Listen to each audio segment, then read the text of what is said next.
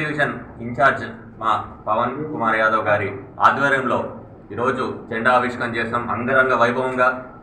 అంత పెద్ద పోలేసి నాకు తెలిసి నెల్లూరు జిల్లాలో ఎక్కడ కూడా అంత పెద్ద పోలేసి ఇంత పెద్ద జెండా ఆవిష్కరణ ఎవరు కూడా చేయలేదని మేము గర్వంగా చెప్పుకుంటున్నాము.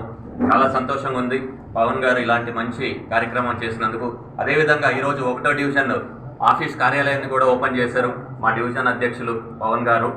మేము ధన్యవాదాలు తెలియజేసుకుంటున్నాము.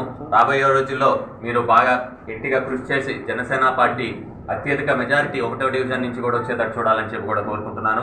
అదేవిధంగా ఈ కార్యక్రమానికి అందరూ కూడా పాల్గొనడం చాలా సంతోషంగా ఉంది. మిగతా డివిజన్ ఇన్ఛార్జెస్, అదేవిధంగా ముఖ్యంగా మా సిటీ అధ్యక్షులు సుజయ్ బాబు గారు, అదేవిధంగా కొట్టే వెంకటేశ్వర గారు అందరూ కూడా పాల్గొని ఈ కార్యక్రమం ఇంత బాగా ఘనంగా చేసినందుకు అందరికి కూడా నేను ధన్యవాదాలు తెలియజేసుకుంటున్నాను.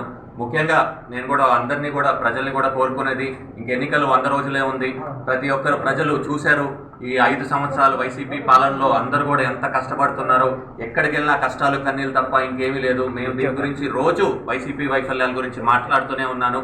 ప్రజలు కూడా ఆలోచించి ఒక మంచి నిర్ణయం తీసుకొని జనసేన పార్టీ టీడీపీ ఉమ్మడి అభ్యర్థికి ఓటేసి ఈసారి గెలిపించుకోవాలని చెప్పి, ఎందుకంటే రాబోయేది మాత్రం తప్పకుండా ప్రజాప్రభుత్వం అనే జనసేన పార్టీ టీడీపీ ఉమ్మడి ప్రభుత్వం ఏర్పాటు చేసుకుంటాము. తప్పకుండా ప్రతి ఒక్కరు కూడా ప్రజలు కూడా దీన్ని ముందరికి వచ్చి ఎన్నుకోవాలని చెప్పి జనసేన పార్టీ గాజు గ్లాస్ గుర్తున్నా లేకపోతే టీడీపీ సైకిల్ గుర్తు కన్నా వేసి ఎవరైతే పవన్ కళ్యాణ్ గారు అదేవిధంగా చంద్రబాబు నాయుడు గారు ఎవరైతే నిర్ణయిస్తారో ఉమ్మడి అభ్యర్థిని వాళ్ళు గెలిపించుకోవాలని చెప్పి కూడా నేను పిలుపునిస్తున్నాను. అదేవిధంగా మనం చూసుకుంటే 1వ డివిజన్లో ఎన్నో సమస్యలు ఉన్నాయి. ఆ సమస్యల మీద మా పవన్ యాదవ్ గారు ఎంతో కష్టపడుతున్నారు, కృషి చేస్తున్నారు. ఎప్పటి నుంచో చాలా ఉత్సాహంగా జనసేన పార్టీ కార్యక్రమాలు చేస్తూ అదేవిధంగా మా జనసేన పార్టీ బలోపేతానికి ఎంతో కృషి చేస్తున్నారు. అదొకటే కాకుండా ప్రజా సమస్యల మీద కూడా ఎంతో పోరాడుతూనే ఉంటారు. అలాంటి మంచి నాయకుల్ని ప్రజలు కూడా ఆశీర్వదించాలి రాబోయే రోజుల్లో కార్పొరేషన్ ఎన్నికలప్పుడు కూడా అని చెప్పి కూడా కోరుకుంటున్నాను. జై హింద్, జై జనసేన. పవన్ కుమార్ యాదవ్ 1వ డివిజన్ ఇన్ఛార్జ్గా ఉన్నాను నేను.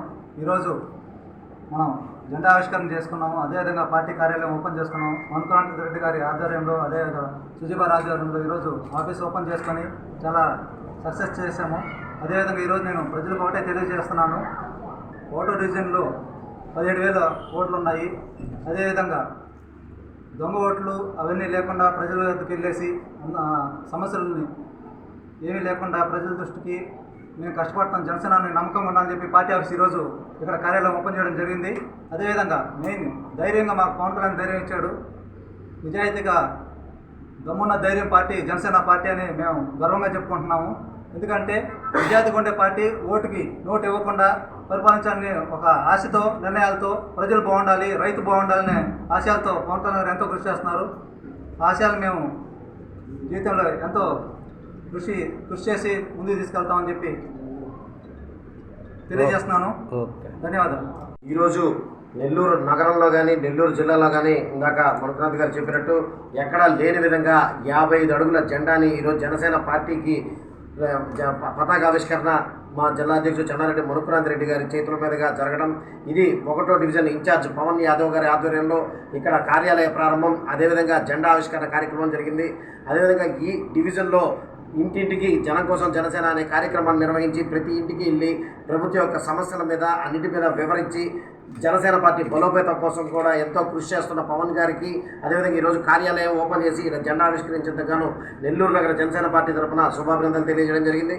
అదేవిధంగా రానున్న రోజుల్లో జనసేన పార్టీ బలోపేతం కోసం ఇంకా కృషి చేయాలని చెప్పి, ప్రజల్లో జనసేన పార్టీని ముందరికి తీసుకెళ్లాలని చెప్పి పవన్ యాదవ్ గారిని కోరుకుంటూ సెలవు తీసుకున్నాను. జై హింద్, జై జనసేన. ఈ వీడియో కనుక మీకు నచ్చినట్లయితే లైక్ చేసి షేర్ చేయండి. మరిన్ని లేటెస్ట్ అప్డేట్స్ కోసం మా ఛానల్ ని సబ్స్క్రైబ్ చేయండి.